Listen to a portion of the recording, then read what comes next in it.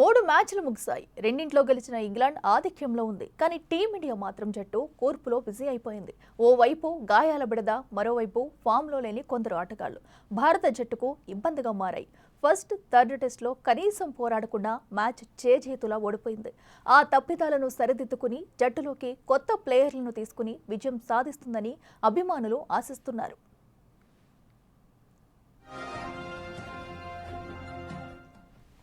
ఇవాల్టి నుంచి మాంచెస్టర్ వేదికగా జరగబోయే మ్యాచ్ భారత్కు కీలకం కానుంది.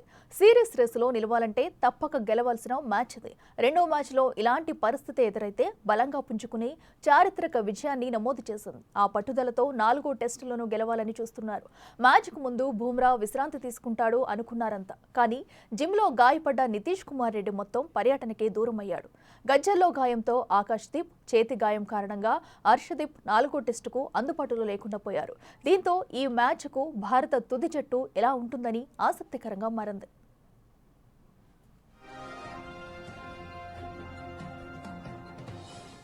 మాంచెస్టర్లో భారత్ది పేలవ రికార్డ్. ఆ వేదికపై ఆడిన ఒక్క మ్యాచ్లోనూ భారత్ విజయం సాధించలేదు.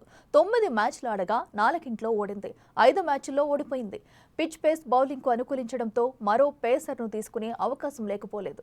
కరుణ్ నాయర్ ప్లేస్లో సాయి సుదర్శన్, ప్రసిద్ధ్ కృష్ణ బదులు అన్షుల్ కాంబోజ్ను జట్టులోకి తీసుకునే ఛాన్స్ ఉంది. సుందర్ స్థానంపై చాలా సందిగ్ధత ఉంది. పేసర్ను ఆడిస్తారా, రెండో స్పిన్నర్తో వెళ్తారా చూడాలి.